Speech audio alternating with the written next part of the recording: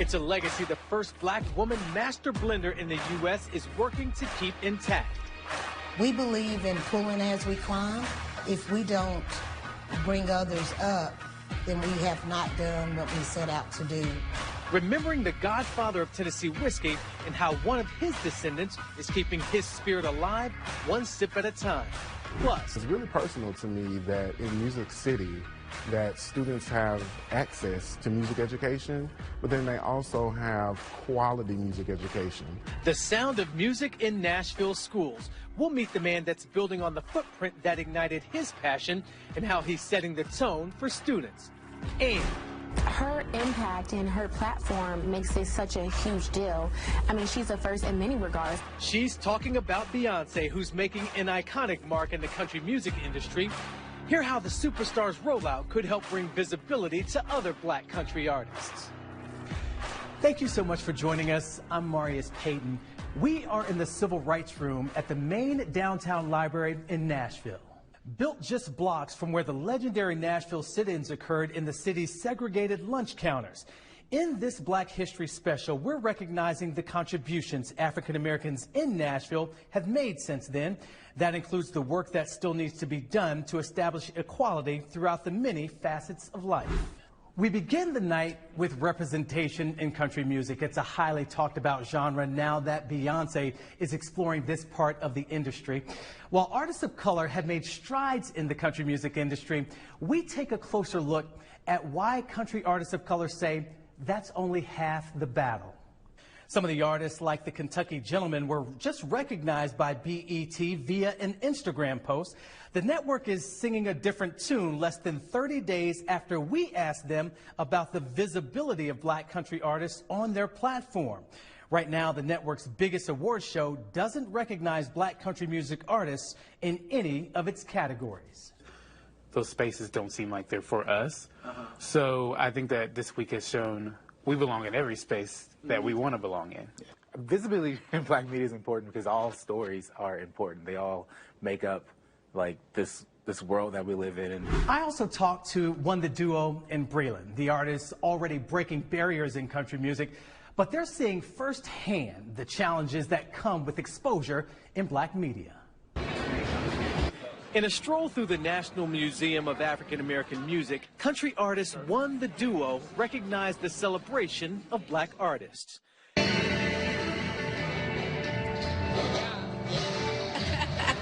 But before they can be honored here, they must first win over the fans in the black community. It's already an uphill battle being a black person in this environment. But then also when your own community is giving you the side eye and being like, you're over there, and it's like, not really though, not the way that you would think. With their connections to the Wu-Tang Clan, they've seen firsthand the support of black fans for traditional black genres like rap and R&B. But as they pave their own path in country, they say the perception of the country culture is a barrier. You are already turned off just because of the stigma that it has, that we're not welcome, or let's not get to start and talk about the Confederate flags that might be flying. Don't touch my Genre-bending artists like Breland say it's tough to change minds. So you're still fighting both sides? That's where we're at. trying to get people in the black community to understand and champion this cause, trying to get people in the white community to understand that I'm not trying to do anything that radical. I just want to be able to pursue a dream. A dream like being acknowledged by major titans in the black music industry like the BET Awards. Right now, the award show doesn't include country music. No one from country music has ever won an award or even been nominated. Holly G is founder of the Black Opry. She recognizes how big of a role marketing plays in attracting black fans. You know, if you're a black consumer and you're looking around at which genre you want to land in, it's going to take a lot more effort to want to go to these spaces where you don't feel you're represented anyway. Those pushing for change say support has to come from the decision makers at the top of black entertainment too. We have to have an executive there who says, hey, this is the category. Here are the hundreds of black people making country and Americana music in the nation, right? So let's create a marketplace for them to have the light, put on them. a marketplace where music fans, black and white, realize they have more in common than once thought. I feel like hip-hop and country are really two sides of the same coin, and they're both heavily storytelling genres. As for the BET Awards, we reached out to them for an interview on the subject. They wrote back asking for more clarification. We responded, and we have yet to hear back. But more artists of color like Lenny Kravitz and the rock group Living Color all asking the same question. If you're celebrating black excellence, what about us? The country music capital of the world is welcoming a new face in town covering all things Beyonce. Cache McClay is the Beyonce Knowles Carter reporter for USA Today. And what a great time for her to be in Nashville now that Beyonce is topping Billboard's country charts. There's no doubt that Beyonce's rollout into the country music space is igniting conversations about other black artists. Cache talked to us about exploring the honky-tonk scene and why Beyonce's moment is important for all black country artists. I was able to talk to other country music artists who happen to be black women at the Grand Ole Opry, and they, in their own words, the floodgates are open. Cache says she's embedded in the community to get even more insight into the country music scene. Before Jack Daniels reached national prominence, an enslaved man taught him all about whiskey. And centuries later, his story has come to light. Our Jordan James shows us the effort underway to ensure that Nearest Green's sacrifice and legacy are not forgotten. Along a gravel Shelbyville roadway is where all paths lead to a piece of history. It is emotional sometimes to think about. A destination that's personal for Victoria Edie Butler because it involves her great-great-grandfather, Nearest Green. Every time I drive onto the campus here at Nearest Green Distillery, I feel a presence. This right here, this is our barrel house that we have here on site, so come on in. 313 acres of farmland converted into the headquarters of the first African-American distiller on record.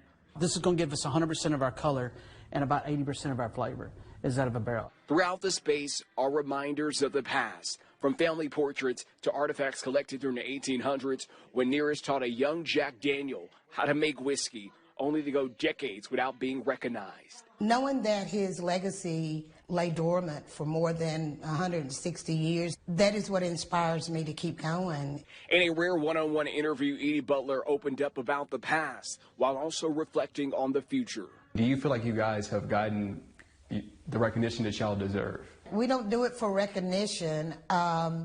We do it for the love, honor, and respect for Nearest Green, and to ensure that his legacy is never forgotten. It's a commitment that inspired the company to launch multiple initiatives aimed at increasing representation in the spirits industry by investing millions into college students while also hosting professional development summits. 6 years after their launch, Uncle Nearest Premium Whiskey is one of the most awarded brands in the country. Oh, so good. During that time, Edie Butler joined the team where she became the first African-American woman master blender. If I'm the last, then we have failed. I am extremely proud of the position that I hold, being the first African-American female master blender in the whiskey business. But we believe in pulling as we climb. A direction that's an embodiment of a movement. As Nearest's legacy continues to be filled, one bottle at a time. Reporting for WSMV. That's good. I'm Jordan James. Cheers, y'all. While Green's family reportedly never got a settlement from Jack Daniel, he is honored inside of their distillery. The two have also partnered and formed a multi-million-dollar program aimed at advancing African Americans in the whiskey business. Coming up, how African Americans fought through adversity to be able to learn alongside everyone else. It wasn't frightening to me, but I understood what was going on, but at the same time, I didn't quite understand the racism, how strong it was. Why some fear a school voucher program may bring some of the same challenges. And meet Tennessee's future generation of forensic scientists and the women who are paving the way. We'll take you to the TBI's Forensic Academy. Decades ago, the daily lives of African Americans were dictated by laws that determined where and how they received specific resources, such as education. But changes were on the horizon. Our Alexandria Adams looks back at the history of school desegregation in Nashville and why some worry a current education proposal could be another setback. For years, separate but equal was the way of life for African Americans, but there was a light at the end of the tunnel. Dark clouds, of course, with Jim Crow, that you ran into when you went to the downtown areas. But the silver linings were actually education. As a child, former Metro School Board member Edward Kendall saw desegregation happen firsthand.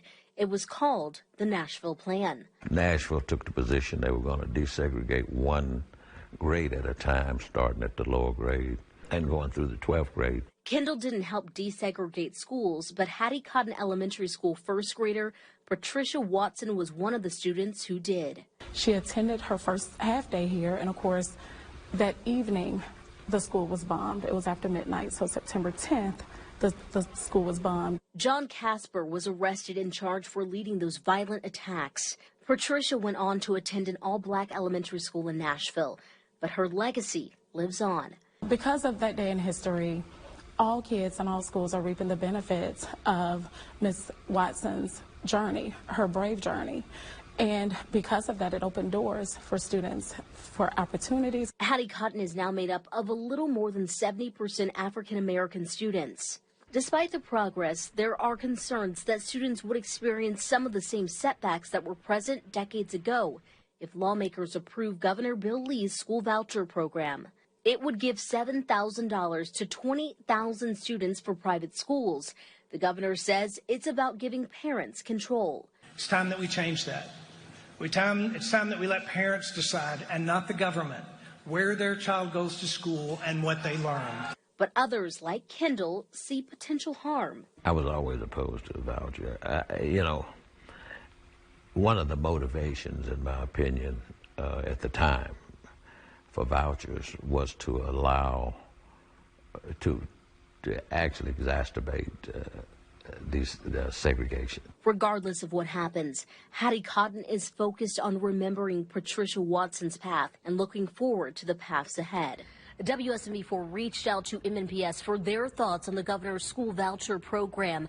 Director of Schools Dr. Adrian Battle emailed us this quote that reads in part, quote, "Private school vouchers undermine our public schools and have failed to support the learning needs of students who have used them in other states where they have been tried."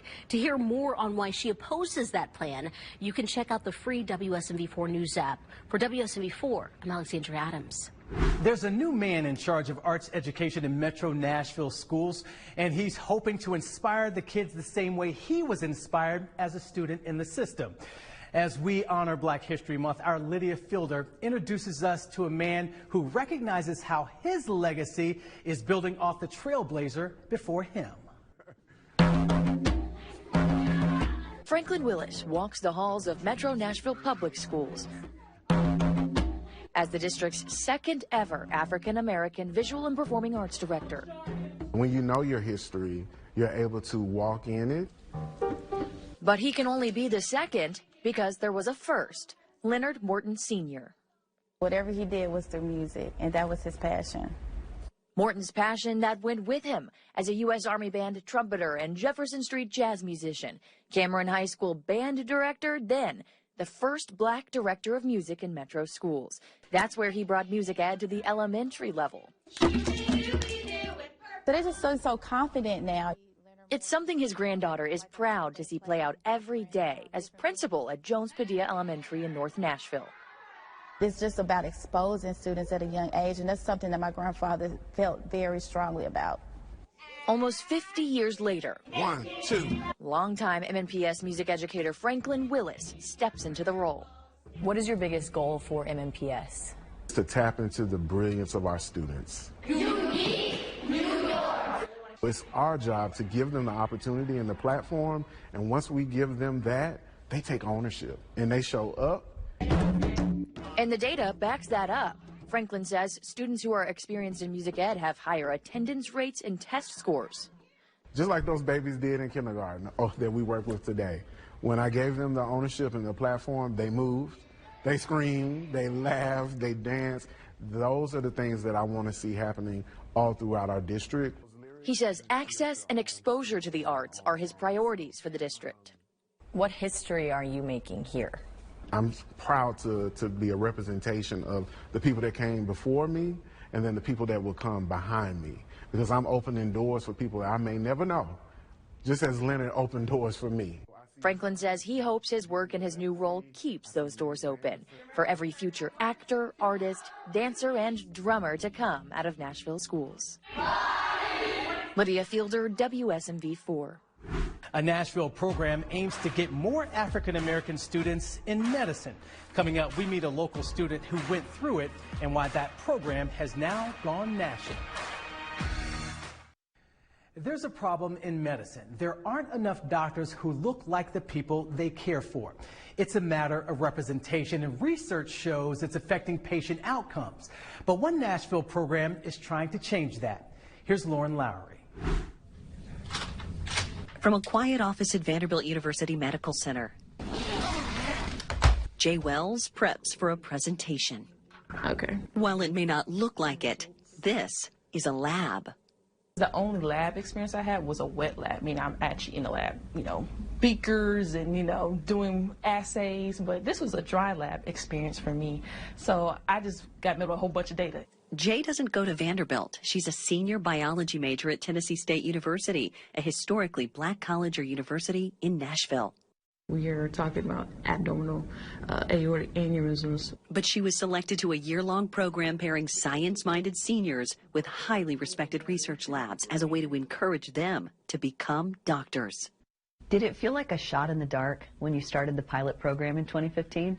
I knew that this could work. Dr. Joey Barnett is a longtime professor and researcher at Vanderbilt. He came up with the program and launched it here in Nashville.